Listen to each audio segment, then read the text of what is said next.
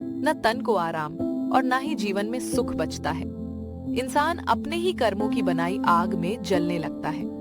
आज की कहानी एक ऐसे ही राजा की है जिसके लालच और घमंड ने उसकी पूरी दुनिया बदल दी। रामपुर एक छोटा सा गांव था जहां न बारिश होती थी न खेतों में हरियाली। लोग भूखे पेट सोते थे, बीमार बच्चे दवा के बिना तड़पते थे। इसी गांव में रहता था एक गरीब किसान हरिया, जिसकी बेटी कई महीनों से बुखार में तप रही थी। वैद्य ने दवा के लिए पैसे मांगे, लेकिन हरिया की जेब पूरी तरह खाली थी। घर में न अनाज बचा था न बेचने लायक कोई सामान। उस दिन हरिया ने गहरी सांस ली और कुल्हाड़ी उठाते हुए अपनी पत्नी से कहा, मैं जंगल से कुछ लकड़ियां काट लाता हूँ। अगर सुबह तक उन्हें बेच पाया तो शायद बेटी के लिए दवा का इंतजाम हो जाए। यही उम्मीद लिए वो जंगल की ओर निकल पड़ा, लेकिन उसे जरा भी अंदाजा नहीं था कि उस रात उसकी मुलाकात ऐसी चीज से होने वाली है जिस पर यकीन करना भी आसान नहीं था। हरिया जंगल में लकड़ियां काट ही रहा था कि तभी एक छोटा सा पक्षी राज उड़ता हुआ उसके सामने आकर बैठ गया। वह बार बार बेचैनी से चहचहा रहा था, फिर थोड़ा आगे उड़ता, पीछे मुड़कर हरिया को देखता, मानो उसे अपने पीछे आने का इशारा कर रहा हो। क्या हुआ छोटे, मुझे कहीं ले जाना चाहते हो? पक्षी राज फिर आगे उड़ गया। इस बार हरिया भी जिज्ञासा में उसके पीछे पीछे चल पड़ा। कुछ दूर जाने के बाद पक्षी राज एक खुली जगह पर जाकर बैठ गया और जोर जोर से चहचहाने लगा। हरिया ने जैसे ही सामने नजर उठाई, उसके कदम वहीं रुक गए। जमीन पर एक सफेद घोड़े जैसा दिव्य जीव घायल अवस्था में पड़ा था। उसके माथे पर एक चमकता हुआ सींग था और पूरे शरीर पर गहरे घाव थे, मानो किसी ने उस पर कई तीर चला दिए हों।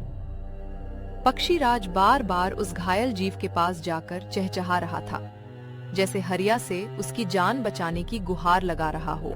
हरिया एक पल के लिए घबरा गया, लेकिन घायल जीव को देखकर उसका दिल दया से भर गया। वह धीरे धीरे उसके पास पहुंचा और घुटनों के बल बैठ गया। ऊपर से सूरज ढल चुका था और शाम अपना रंग बिखेर रही थी। अरे तुम्हें तो बहुत गहरी चोट लगी है, चिंता मत करो, मैं तुम्हारी मदद करूंगा। घायल जीव ने बड़ी मुश्किल से अपनी आंखें खोली। उसकी सांसें तेज चल रही थीं। मैं एक यूनिकॉर्न हूं। कुछ लालची शिकारियों ने मेरे जादुई सींग के लालच में मुझ पर हमला कर दिया। हरिया ने बिना देर किए यूनिकॉर्न को सहारा दिया और उसे अपने घर ले आया। पूरी रात उसने उसकी सेवा की, जंगल से औषधीय पत्ते लाकर उसके घावों पर बांधे और समय समय पर उसे पानी पिलाता रहा।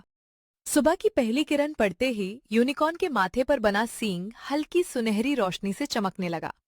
देखते ही देखते उसके सारे घाव अपने आप भर गए, मानो उन्हें कभी चोट लगी ही ना हो। हरिया, तुमने बिना किसी स्वार्थ के मेरी जान बचाई है। मैं तुम्हारा ये उपकार कभी नहीं भूलूंगा। अब बताओ, तुम्हारे जीवन का सबसे बड़ा दुख क्या है? मेरी बेटी बीमार है यूनिकॉर्न, बुखार उतरता ही नहीं। यूनिकॉर्न ने अपना सींग हरिया की बेटी की तरफ झुकाया। सींग से एक हल्की चमक निकली और बच्ची की आंखें खुल गईं। बुखार पूरी तरह उतर चुका था। हरिया हैरान रह गया। ये कैसे हुआ? हरिया, मेरी शक्ति का अंदाजा तुम्हें अभी नहीं है। मैं कोई साधारण जीव नहीं हूँ। इस दुनिया में ऐसा कुछ भी नहीं है जो मैं ना कर सकूं। मैं किसी भी इंसान की कोई भी इच्छा पूरी कर सकता हूँ, चाहे वो धन दौलत मांगे, किसी अपने की जान, सूखी धरती पर हरियाली या असंभव लगने वाला कोई सपना। अगर मैं चाहूं तो उसे सच कर सकता हूं। अगर तुम इतने शक्तिशाली हो तो तुमने खुद को उन शिकारियों से बचाया क्यों नहीं? क्योंकि मेरी शक्तियां किसी की जान लेने या किसी को नुकसान पहुंचाने के लिए नहीं बनी है। मैं जीवन देता हूं, जीवन छीनता नहीं। मैं चाहता तो एक पल में उन शिकारियों का अंत कर सकता था, लेकिन ऐसा करना मेरे नियमों के विरुद्ध है। इसलिए मैंने उनसे लड़ने के बजाय अपनी शक्ति को सुरक्षित रखा और वहां से निकल आया। अगले दिन हरिया यूनिकॉर्न को अपने खेत में ले गया, जो सालों से सूखा पड़ा था। यूनिकॉर्न ने मुस्कुराते हुए अपना सींग जमीन से छुआया। देखते ही देखते सूखी मिट्टी से हरी हरी कोंपले फूटने लगी। कुछ ही पलों में पूरा खेत लहलहाने लगा। सूखी धरती पर हरियाली लौट आई। ये चमत्कार देखकर गांव वाले दौड़े चले आए। कोई अपनी बीमार माँ को लेकर आया, कोई अपने घायल बेटे को। यूनिकॉर्न ने अपनी दिव्य शक्तियों से किसी की टूटी टांग ठीक कर दी, किसी की आंखों की रोशनी वापस लौटा दी, तो किसी बूढ़ी माँ का वर्षों पुराना दर्द पल भर में गायब हो गया। सब लोग उसकी जय जयकार करने लगे। लोगों को अपनी जय जयकार करते देखकर यूनिकॉर्न मुस्कुराया और बोला, मेरे पास तुम्हारी हर इच्छा पूरी करने की शक्ति है, लेकिन याद रखना, हर समस्या का हल चमत्कार नहीं होता। कई लड़ाइयां इंसान को अपनी हिम्मत और बुद्धि से ही जीतनी पड़ती हैं। यूनिकॉर्न की बातें सुनकर गांव वालों ने सिर झुका लिया। उन्हें समझ आ गया कि असली ताकत चमत्कारों में नहीं, बल्कि बुद्धि, मेहनत और एकता में होती है। धीरे धीरे रामपुर बदलने लगा। हरिया की बेटी पूरी तरह स्वस्थ हो गई। सूखे खेत फिर से लहलहाने लगे और वर्षों बाद गांव में खुशियां लौट आईं। लेकिन ऐसी खबरें ज्यादा दिनों तक छिपी नहीं रहती। यूनिकॉर्न के चमत्कारों की चर्चा जंगलों, गांवों और शहरों से होती हुई आखिरकार राजा के महल तक पहुंच गई। जब राजा को पता चला कि जंगल में एक ऐसा यूनिकॉर्न है जो न सिर्फ बीमारों को ठीक कर देता है, सूखी धरती को हरा भरा बना देता है और किसी की भी इच्छा पूरी कर सकता है, बल्कि अपनी अद्भुत बुद्धि और विवेक से सबसे कठिन समस्याओं का हल भी ढूंढ लेता है, तो उसकी आंखों में लालच चमक उठा। अगर ये यूनिकॉर्न मेरे पास आ जाए तो मुझे कोई कभी हरा नहीं सकेगा। उसकी शक्तियां मेरी होंगी और उसकी बुद्धि मेरे हर फैसले को अजेय बना देगी। तब पूरी दुनिया पर मेरा राज होगा। सैनिकों, जाओ, उस यूनिकॉर्न का पता लगाओ और तुरंत मुझे खबर दो। उसे लेने मैं स्वयं जाऊंगा। कुछ ही दिनों में सैनिकों ने यूनिकॉर्न का ठिकाना खोज निकाला। वे महल लौटे और राजा को सारी जानकारी दे दी कि यूनिकॉर्न जंगल के किस हिस्से में रहता है। ये खबर मिलते ही राजा ने एक पल भी देर नहीं की। वो अपने चुने हुए सैनिकों के साथ सीधे जंगल की ओर निकल पड़ा, जहां यूनिकॉर्न रहता था। तो तुम ही वो प्रसिद्ध यूनिकॉर्न हो जिसकी बुद्धिमानी की चर्चा मेरे महल तक पहुंची है। सच कहूं, तुम्हें देखकर तो प्रकृति भी गर्व करती होगी। महाराज, प्रकृति किसी एक जीव पर नहीं, बल्कि सभी पर समान कृपा करती है। मैं तो बस इस तालाब का एक साधारण निवासी हूं। साधारण? नहीं, साधारण चीजों के लिए सैनिक नहीं भेजे जाते। मेरा मतलब, साधारण चीजों की चर्चा इतनी दूर तक नहीं पहुंचती। क्या मतलब महाराज, सैनिक भेजे जाते हैं? ये पक्षी कौन है? ये मेरा मित्र है महाराज। खैर, आपने अभी कहा कि सैनिक भेजे जाते हैं, क्या कोई विशेष कारण है? बिल्कुल, और मैंने ये भी सोचा है कि इतनी बुद्धिमानी, इतना विनम्र स्वभाव और इतना अद्भुत व्यवहार जंगल या तालाब तक ही सीमित रहना ठीक नहीं। तुम्हें तो राजमहल की शोभा बनना चाहिए। महाराज, राजमहल की शोभा बनना सुनने में अच्छा लगता है, लेकिन जो जीव आजादी में सांस लेता हो, उसके लिए वही शोभा कभी कभी एक पिंजरा भी बन जाती है। अरे रुको, पहले मेरी बात तो सुनो। पिंजरा? अरे नहीं, मैं तो तुम्हें सम्मान देना चाहता हूँ। सोने का आसन, पूरी सुरक्षा सेवक, विशेष भोजन, जो चाहो वो सब मिलेगा। महाराज, सोने का आसन इस तालाब के पानी जैसी शीतलता नहीं दे सकता, और सुरक्षा अगर किसी की आजादी छीन ले तो वो सुविधा नहीं, बल्कि एक बोझ बन जाती है। तुम बहुत समझदार हो। शायद इसी वजह से तुम मुझे और भी प्रिय लगने लगे हो। महाराज, यूनिकॉर्न यहीं हम सबके साथ बहुत खुश है। पक्षीराज, बड़ों की बातों के बीच छोटों का बोलना उचित नहीं, और जहाँ तक खुशी की बात है, उसका फैसला अक्सर समझदार लोग ही करते हैं। महाराज, पक्षीराज का हृदय निर्मल है। निर्मल हृदय कभी कभी वो देख लेता है जो चालाक आंखें छिपा लेती हैं। राजा की मुस्कान एक पल के लिए थम सी गई। यूनिकॉर्न की बात सुनकर उसकी आंखों में एक क्षण के लिए हैरानी झलक उठी, लेकिन अगले ही पल उसने अपनी चतुराई से उस भाव को मुस्कान के पीछे छिपा लिया, मानो कुछ हुआ ही ना हो। ठीक है बुद्धिमान यूनिकॉर्न, आज मैं केवल तुमसे मिलने आया था, लेकिन मुझे एक आदत है, जो चीज मुझे पसंद आ जाए उसे मैं अपने से दूर नहीं रहने देता। और मुझे आदत है महाराज, मीठी बातों के पीछे छिपी भूख को पहचान लेने की। अच्छा है। जो लोग एक दूसरे को जल्दी पहचान लेते हैं, उनके बीच खेल भी जल्दी शुरू हो जाता है। राजा मुड़कर अपने सैनिकों की ओर बढ़ गया। जाने से पहले उसने यूनिकॉर्न पर एक लंबी नजर डाली, वैसी नजर जैसी कोई शिकारी अपने शिकार पर डालता है। उस नजर में मुस्कान कम और अधिकार की चाहत ज्यादा थी। यूनिकॉर्न, मैंने राजा की आंखों में कुछ अजीब देखा है। उसकी आंखें कह रही थीं कि वो फिर लौटकर जरूर आएगा। हाँ पक्षीराज, आज वो तारीफ लेकर आया था। अगली बार शायद फरमान लेकर आए। राजा तो चला गया, लेकिन उसके शब्द देर तक जंगल की खामोशी में गूंजते रहे। दोनों समझ चुके थे कि ये मुलाकात आखिरी नहीं, बल्कि आने वाले संघर्ष की शुरुआत थी। अगली सुबह राजा के सैनिक चुपचाप जंगल में फैल गए। उन्होंने चारों ओर से जंगल को घेर लिया और घनी झाड़ियों के पीछे छिपकर यूनिकॉर्न के बाहर आने का इंतजार करने लगे।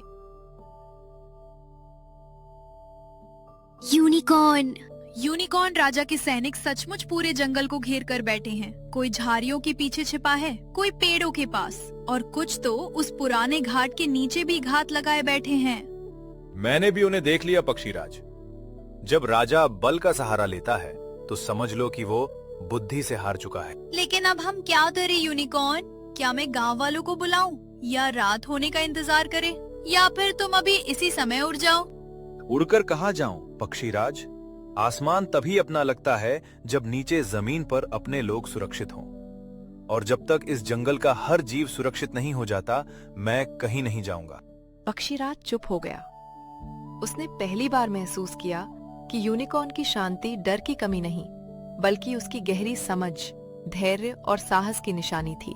मेरी वजह से तुम इस मुसीबत में फंस गए यूनिकॉर्न। अगर मैं तुम्हें सबके सामने ना लाती तो शायद आज ये दिन ना देखना पड़ता। अपने आप को दोष मत दो पक्षीराज।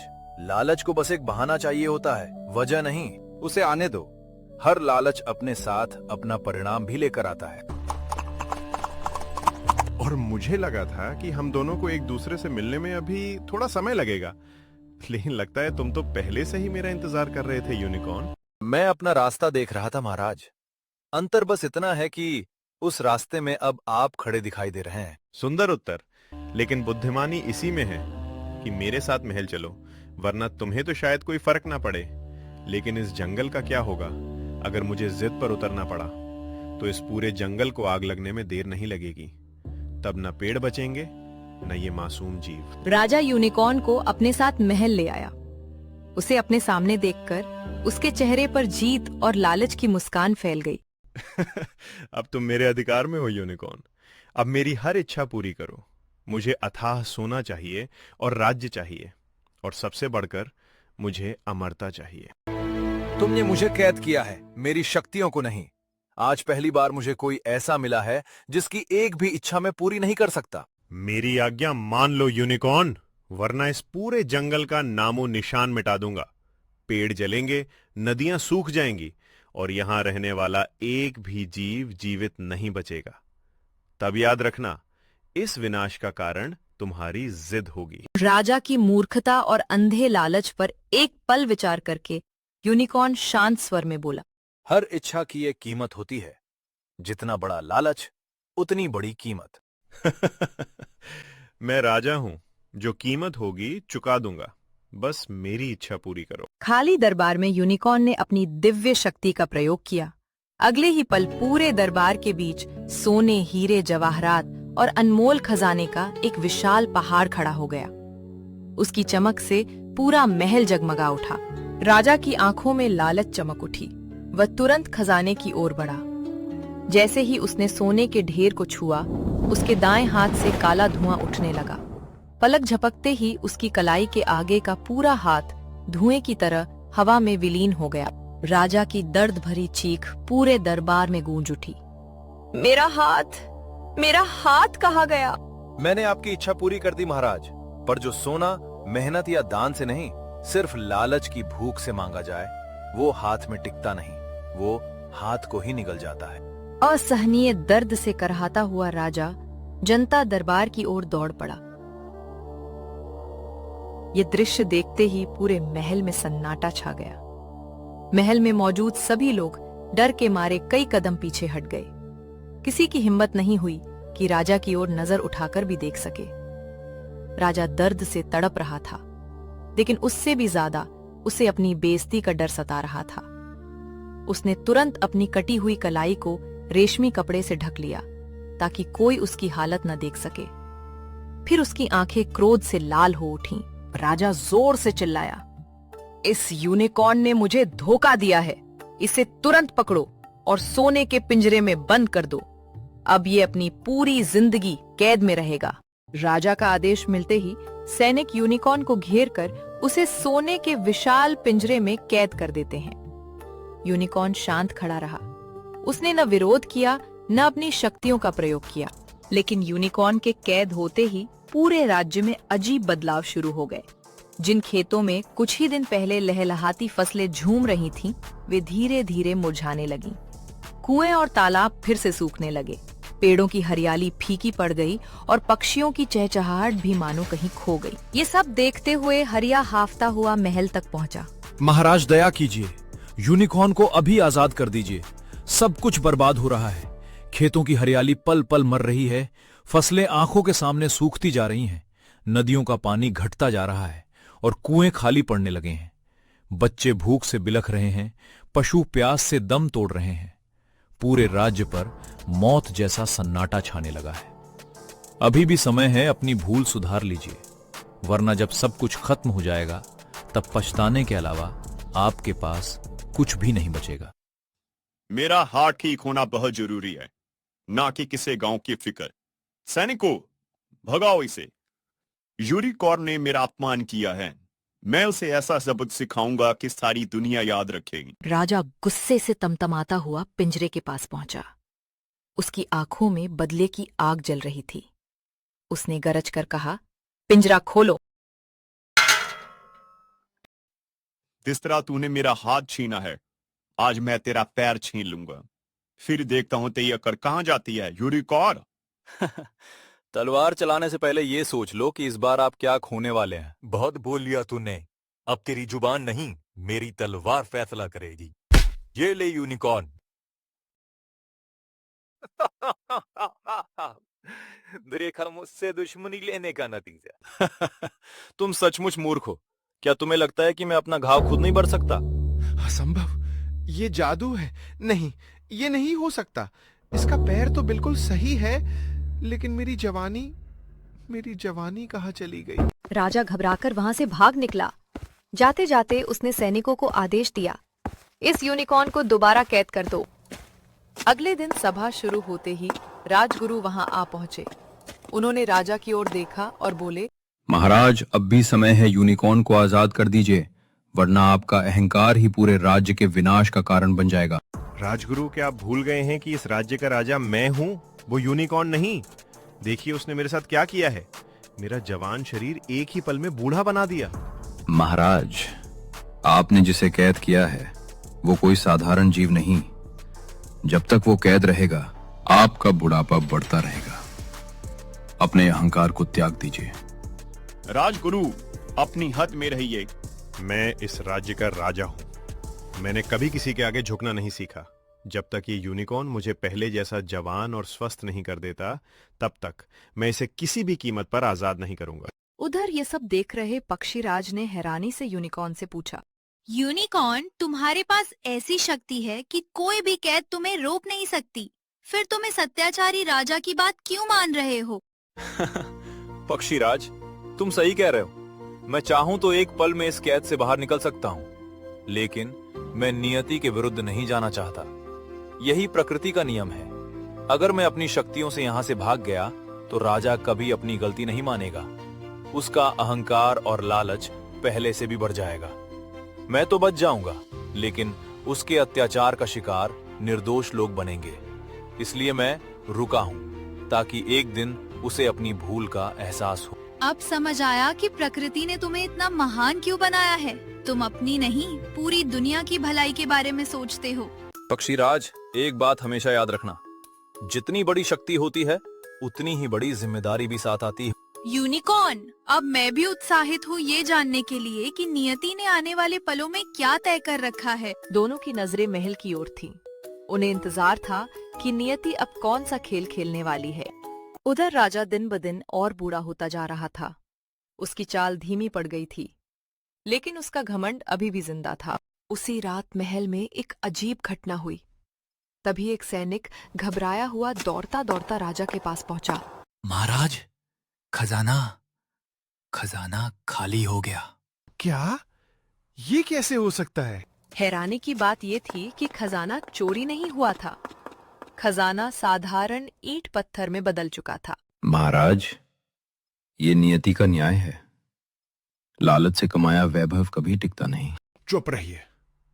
ये सब उस यूनिकॉर्न का जादू है। मैं उसे इसकी सजा दूंगा। राजा के कहने पर सैनिक यूनिकॉर्न को महल के बाहर ले आए। चारों ओर लकड़ियां लगाई गईं और राजा ने क्रोध से भरी आवाज में उसे जलाने का आदेश दे दिया। पक्षीराज ये सब देखकर मुस्कुरा रहा था। वो जानता था कि राजा अपने अहंकार में अंधा हो चुका है। यूनिकॉर्न का कुछ नहीं बिगड़ेगा, लेकिन इस मूर्खता की कीमत राजा को ही चुकानी पड़ेगी। उसी समय महल के भीतर से शोर उठने लगा। लोग जान बचाकर भाग रहे थे, क्योंकि महल के अंदर भी आग लग चुकी थी। सैकड़ों सैनिक पानी से भरे घड़े लेकर दौड़े। वे बार बार आग पर पानी डाल रहे थे, लेकिन जितना पानी डाला जाता, आग उतनी ही भयानक होती चली जाती। महाराज, आपको प्रकृति की ये आखिरी चेतावनी है। यूनिकॉर्न को मुक्त कर दीजिए। कभी नहीं, मैं इसके सामने कभी नहीं झुकूंगा। इतने में महल की सबसे बड़ी मीनार जोरदार धमाके के साथ ढह गई। जमीन कांप उठी। राजा पहली बार भय से कांप उठा। जिस महल पर उसे सबसे ज्यादा घमंड था, वो उसकी आंखों के सामने पल भर में राख का ढेर बन चुका था। अब राजा पूरी तरह टूट चुका था। न उसके पास धन बचा था, न महल, और ना ही उसकी जवानी, जिसने पूरी दुनिया पर राज करने का सपना देखा था।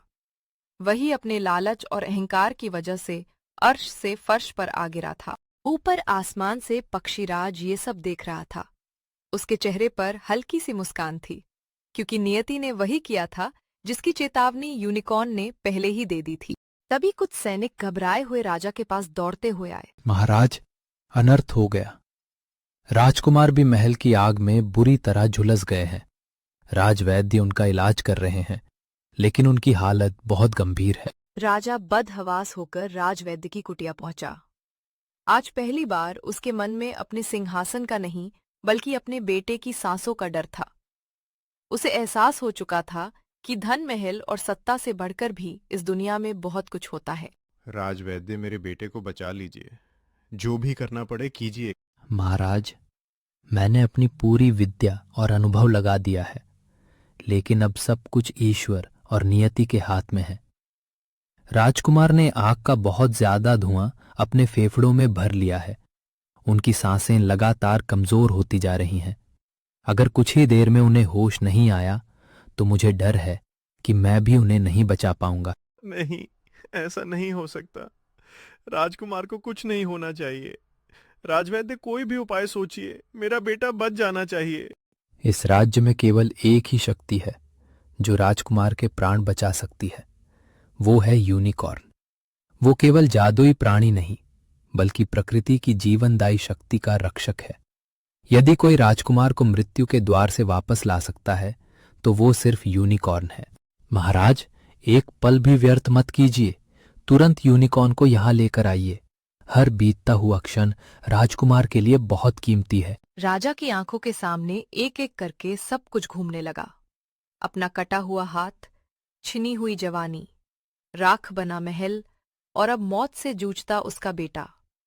उसे पहली बार एहसास हुआ कि नियति बार बार उसे चेतावनी दे रही थी, लेकिन अहंकार ने हर बार उसकी आंखों पर पर्दा डाल दिया था।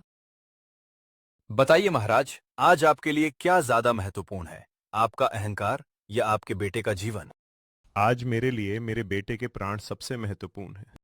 मेरा सिंहासन, मेरा धन, सब व्यर्थ है। अगर मेरे अपराधों की कोई सजा देनी है तो मुझे दीजिए, लेकिन मेरे बेटे को बचा लीजिए। महाराज, अब अपनी निद्रा से बाहर आइए, आंखें खोलिए। जो कुछ आपने देखा वो आपका भविष्य नहीं, बल्कि आपके कर्मों का प्रतिबिंब था। आपका बेटा बिल्कुल सुरक्षित है। आपका हाथ, आपकी जवानी और आपका राजमहल, सब कुछ वैसा ही है जैसा पहले था। आपने जो कुछ देखा वो केवल नियति की एक चेतावनी थी, ताकि समय रहते आप अपने अहंकार और लालच को पहचान सकें। क्या सच में ये सिर्फ भविष्य की एक झलक थी? हाथ, मेरी जवानी, मेरा महल, मेरा बेटा सब सुरक्षित हैं। अगर मैं अपने अहंकार और लालच के रास्ते पर चलता रहता तो सचमुच सब कुछ खो देता। मैंने आपको भविष्य नहीं दिखाया, मैंने आपको आपके कर्मों का परिणाम दिखाया। याद रखिए, नियति रास्ता दिखाती है, लेकिन उस रास्ते पर चलना या मुड़ जाना मनुष्य के अपने हाथ में होता है। उस दिन के बाद राजा पूरी तरह बदल गया। उसने अपने अहंकार और लालच का त्याग कर दिया और न्याय व करुणा के साथ राज्य चलाया। यूनिकॉर्न ने एक बार फिर साबित कर दिया कि सच्ची शक्ति किसी को हराने में नहीं, बल्कि उसे सही रास्ता दिखाने में होती है। कहते हैं, समय से बड़ा कोई राजा नहीं होता। समय जब साथ देता है तो एक साधारण इंसान भी शिखर पर पहुंच जाता है, लेकिन जब अहंकार और लालच इंसान के दिल में घर कर लेते हैं तो वही समय उसे शिखर से उठाकर जमीन पर ला खड़ा करता है। फिर न मन को शांति मिलती है